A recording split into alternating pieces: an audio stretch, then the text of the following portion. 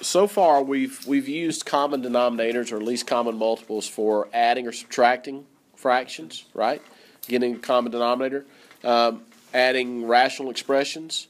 What else have we used common denominators for? What would we do if we had an equation like this?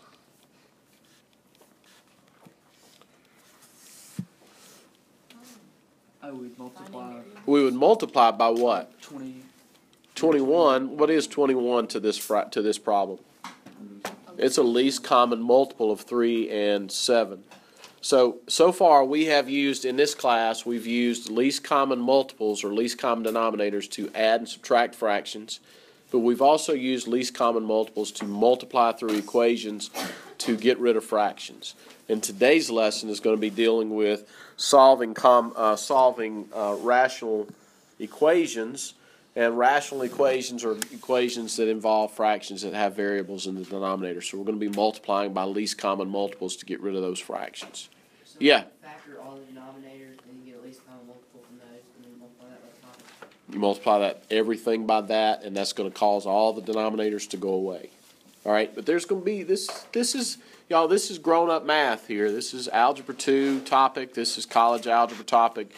This is beyond what a lot of your compatriots, Algebra 1 students around the world, are learning in their Algebra 1 classes. This is beyond that. We're getting into really honors math world here. So solving rational equations is what we're going to look at. Now, some of these won't be that different than what we've done before. What qualifies these two examples as being rational equations? They have variables in the denominators of the fractions, right? But we've solved equations like this already in the class. How did we solve them? Cross multiply, because these are what we call what? What are these? What special kind of equations are these? Proportions, right? If you have one fraction equal to another, then you have a proportion, and anytime you have a proportion, you can solve by cross multiplication. Now, we do have to remind ourselves that the fraction bar is a grouping symbol. So when I cross multiply, I'm going to be distributing anything that I cross multiply. And sometimes that might include foiling expressions if I'm multiplying a binomial times a binomial. So these equations aren't really new. When you cross multiply here, what will you get? 5x equals 3x minus 18, or you could have gotten 3x minus 18 equals 5x. It doesn't matter. And then to finish solving that, you would subtract 3x from both sides, and you get 2x equals negative 18, which means x equals negative 9. Now, one of the things that you have to be aware of here is getting a solution that isn't a solution. Which two solutions would we be wary of? Which two things can x not be? 6 or 0, right? X cannot be 6 or 0. So if some way magically we solve this and we got x equals 6 or x equals 0, we would have to kick it out. All right? It's not a solution. And we'll have some problems like that where it just doesn't work out. Letter B. Again, what kind of equation is this? What kind of equation is this? It's a proportion. That's right. And we're going to solve proportions by cross multiplication. When you cross multiply here, you would get x times x minus 1. Distributed, you get x squared minus x equals 12.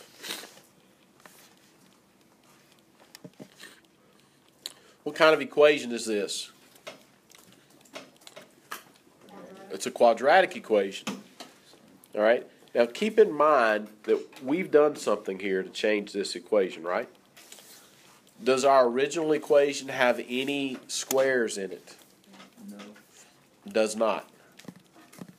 Okay? We did something that caused it to have squares in it. So I went from an equation that maybe would only have one solution to an equation that now we're expecting to have two solutions. So I might have created an extra answer by my solution technique, by my solving technique. I might have created an extra answer. They're literally called extra answers. Extraneous solutions. Okay? But so we'll need to be careful and check our answers when we're done with this, but let's have a look at it. X squared minus x minus 12 equals 0. And I'm going to do that because at this point that's the only method I have in my pocket for solving quadratic equations is to factor it and use the zero product property we learned yesterday. And x squared minus x minus 12 will factor as x minus 4 times x plus 3, which means my two solutions will be x equals 4 or x equals negative 3. Now I'm going to do a quick check of this because, again, we got to be careful, right? If I put x equals 4 into that original equation, I get 4 over 4 on the left, right? What do I get on the right? 3 over 3. Is 4 over 4 equal to 3 over 3? Yes, so that's a good answer. What about this one? If I put negative 3 in for x, I get negative 3/4 on the left. And I get 3 over negative 4 on the right. Are those the same? Yeah. So both of these answers are good. All right, x equals 4 or x equals negative 3. Is everybody good with that? Question? Brent, you got a question? No, sir. Good. All right. Okay, let's have a look at the next examples then. What do we do when we don't have a proportion?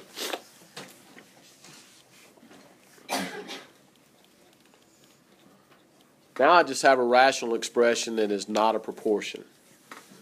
Can anybody think of what we might be able to do here? Jackson? Combine those two. You could get a common denominator on the left and combine the two things, and then we would have a proportion that we could solve that way. What else could we do? Going back to earlier in the course. Savannah? Go ahead and divide it so you can get back 3 over x plus 8x. No, that's not an option. Multiply everything by, what would that accomplish? It'll get rid of fractions, right? If I take this equation and I write it, I'm gonna give myself a little room here. 3 over x plus 16 over 2x equals 11. Am I allowed to multiply everything by 2x? Yes. Yeah, I can multiply everything by anything I want to as long as it's not 0, right? So we're making the assumption here from the outset of the problem that x is not 0. If x is 0, we got some problems here, right? So what I'm doing here is multiplying through by a common denominator. In this case, the least common denominator, 2x.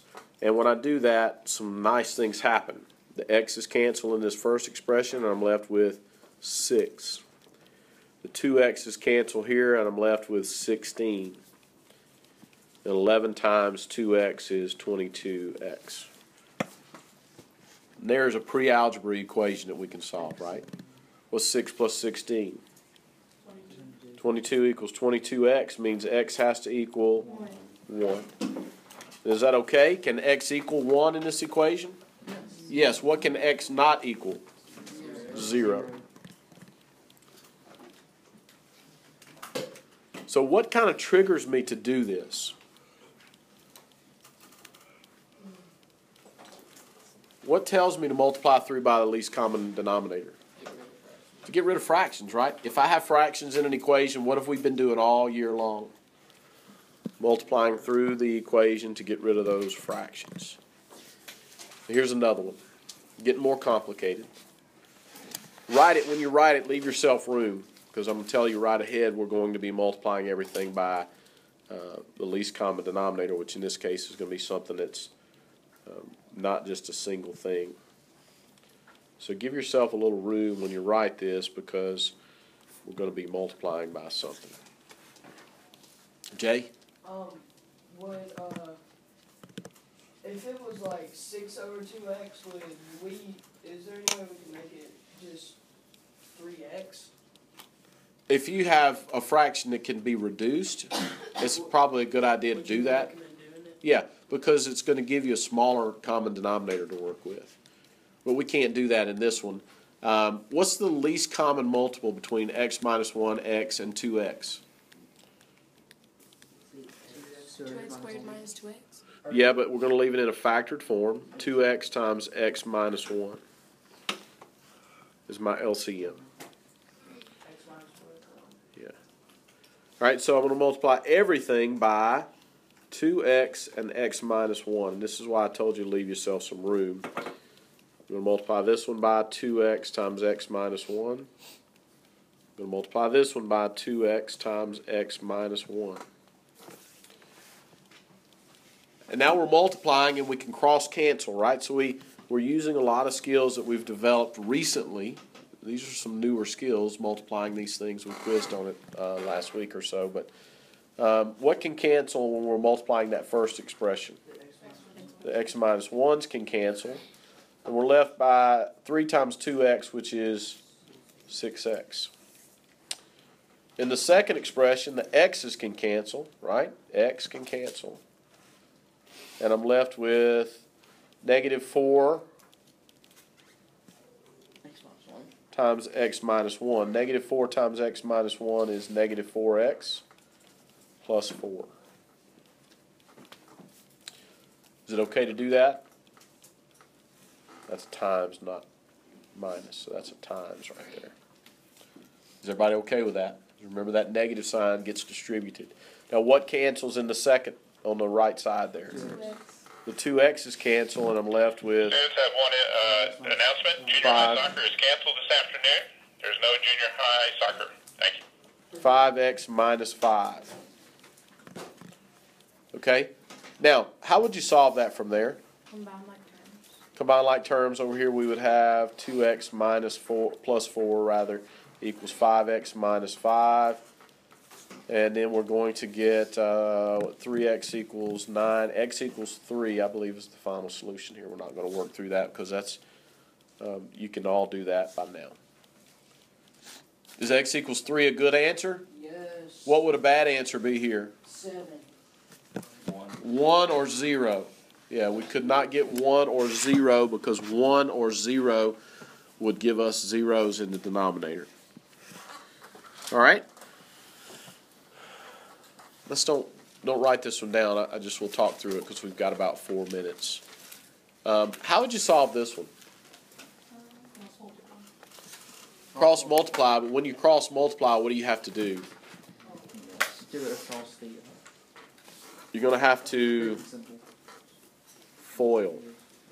I'm multiplying 2x minus 4 times x minus 1. And I'm multiplying x minus 2 times x plus 9. So if you multiply 2x minus 4 times x minus 1, what would you get? 2x squared. 2x squared. And then negative 2x and negative 4x is going to be negative 6x plus 5. A plus 4. Yes, plus 4, sorry. And what is x minus 2 times x plus 9?